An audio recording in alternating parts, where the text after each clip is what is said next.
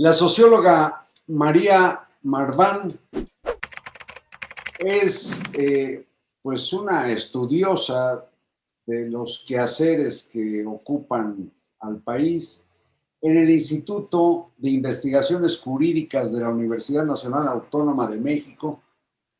Tiene más de 10 años de experiencia en lo que fue el Instituto de Acceso a la Información, el actual INAI. Por lo tanto, es mi invitada. María, buenas noches. Muy buenas noches. Quise tratar con usted, María, con la experiencia que tiene, pues, ¿cómo entiende usted la iniciativa de reforma política que ya se anunció o ha enviado el presidente López Obrador a la Cámara de Diputados? Me parece, de entrada yo diría tres cosas. Una, son muy extraños los tiempos en los que se envía. Es una pretendida reforma electoral que trastocaría todo el sistema. Estamos a 2 años de acabar el sexenio, lo que quiere decir que no habría manera de probar la reforma en una elección intermedia como normalmente se ha hecho, sino que iríamos directamente a la elección presidencial. Y uno de los temas más preocupantes es que es una iniciativa de reforma completa y absolutamente unilateral. Normalmente, reformas electorales de este calado se envía ya la iniciativa al Congreso después de un amplio proceso de negociación de las principales fuerzas políticas, cosa que no sucedió en este caso. La segunda cuestión que me parece muy preocupante tiene que ver con el proceso de elección. En este caso ya no sería selección, sino de elección de las autoridades electorales. No es una buena idea, aunque ya se ha hecho otras veces, hacer un borrón y cuenta nueva de todas las autoridades electorales. En este caso, de manera simultánea, se correría a todos los consejeros y consejeras electorales, pero también a magistrados y magistradas del Tribunal Electoral del Poder Judicial de la Federación. No solo se correría a todos juntos, se pretende que estos sean elegidos por el voto popular y secreto a través de una elección del tamaño de una elección federal. No lo dice la iniciativa, que no tendría por qué decirlo, porque apenas estamos en la fase constitucional de la reforma, pero no nos dice si se van a instalar las mismas 160,000 casillas que se instalan para una elección federal. En fin, habría que ver mucho eso. Aquí me preocupan 3 cosas que son muy importantes. La primera es que los consejeros electorales y los magistrados del Tribunal Electoral no son representantes de la voluntad popular, como si es el caso de diputados o senadores, ¿sí? No están para cumplir promesas a sus electores, están para ver que candidatos y partidos políticos cumplan con la Constitución y la ley electoral, y eso no puede depender ni de una promesa electoral, ni muchísimo menos de una campaña electoral que está prevista para que hagan ellos campaña a ver a quién elegimos. Suena muy democrático, es verdaderamente un absoluto absurdo. Los consejeros y consejeras y magistradas y magistrados no son representantes de la voluntad popular, por lo tanto no deberían de ser elegidos de ninguna manera a través del voto popular y secreto de la población. Es demagogia pura tratar de decir que eso es más democrático. De hecho, si me permite interrumpirla, la representación, digamos, popular, como usted bien apunta, la tiene sobre todo la Cámara de Diputados, que en el caso del Senado, los senadores representan el Pacto Federal, representan a las entidades, y se supone que son un equipo de ciudadanos que se encargan precisamente de organizar el voto popular. En ese sentido, sí llama la atención que ellos fueran elegidos como si fueran a puestos de elección de gobierno o de representación en las cámaras. No solo llama la atención, desde mi punto de vista es impracticable. Y creo que eso es importante recalcarlo, además de carísimo.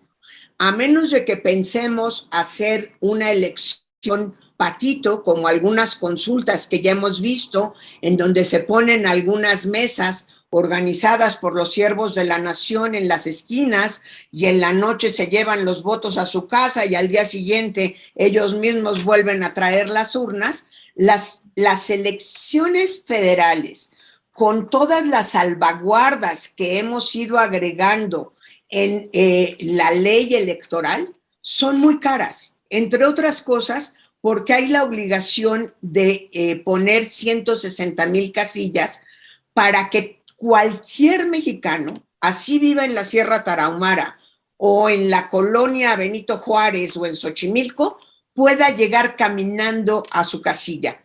Si vamos a instalar 160,000 casillas, la primera pregunta es, ¿quién las va a cuidar? ¿Ciudadanos como los que cuidan las elecciones federales? Se habla en la iniciativa de reforma de instaurar el voto electrónico, pero reconoce la iniciativa que esto tendría que ser una cuestión progresiva y al principio de manera de pilotos para irlo acercando. Entonces, no estamos hablando de que esto vaya a ser por voto electrónico. Ahí hay una primera falsedad sobre el supuesto dinero que nos vamos a ahorrar y se desmontaría todo el servicio profesional electoral que tiene el Instituto Nacional Electoral en cada una de las oficinas distritales y en los estados, así como en la parte central en el INE. Hay que recordarle al público que se intentó en 2014 y después se dieron cuenta, y permítanme usar esta expresión coloquial, que nos iba a salir más caro el caldo que las albóndigas. Es decir, nos podremos ahorrar probablemente el sueldo de las y los consejeros de los organismos políticos locales. Pero lo que no podemos ahorrarnos es el dinero que supone organizar elecciones locales. Tenemos que seguir eligiendo gobernador o jefa de gobierno en el caso de la Ciudad de México, tenemos que seguir eligiendo congresos locales y tenemos, por supuesto, también que seguir eligiendo los titulares de las alcaldías o de las presidencias municipales. En ese rubro no vamos a ahorrar ni un peso, porque hay que imprimir boletas, porque hay que capacitar ciudadanos, porque hay que instalar casillas. Entonces, me parece que las cuentas de ahorro en realidad son cuentas alegres que difícilmente vamos a ver reflejadas en la realidad. Hay otro tema que me preocupa y es la propuesta de pasar a la representación proporcional pura. ¿Por qué? En principio, a mí me parece una buena apuesta la representación proporcional pura. Me parece que fortalece al sistema de partidos, cosa que además se trata de no fortalecerlo, pero fortalece al sistema de partidos. El problema es que si juntamos representación proporcional pura con la disminución de diputados y senadores a nivel federal y de diputados en el ámbito local, así como de reducción de los cabildos o alcaldías, va a ser muy difícil alcanzar una representación proporcional que realmente le dé cabida a los partidos minoritarios con un umbral del 3%. El umbral tendría que pasar a un 7 u 8%, simple y sencillamente, pues porque no podemos partir personas a la mitad. Pongo un ejemplo muy claro. En el caso del Estado de México estaríamos hablando de 40 diputaciones. Ahí se pueden repartir claramente entre las fuerzas concursantes, dejando a lo mejor afuera a una o dos de las fuerzas que entran a la elección. pero en el caso de Colima tendríamos 2 diputaciones. Es muy probable que esas 2 diputaciones se las demos al partido mayoritario o en el mejor de los casos a la primera y segunda fuerza. Es decir, en los hechos, a pesar de hablar de una representación proporcional pura, habría sesgos muy importantes debido a que estamos reduciendo, y con eso, por supuesto, centralizando el poder, debido a que estamos reduciendo el tamaño de la Cámara de Diputados, de la Cámara de Senadores, de todos los congresos locales y de todas las alcaldías o presidencias municipales. Esto que acabo de decir, me imagino que va en detrimento de lo que se ha buscado durante tantos años, que es la representación de las minorías, ¿no? Porque exactamente, poder a las fuerzas, digamos, hegemónicas en cada entidad.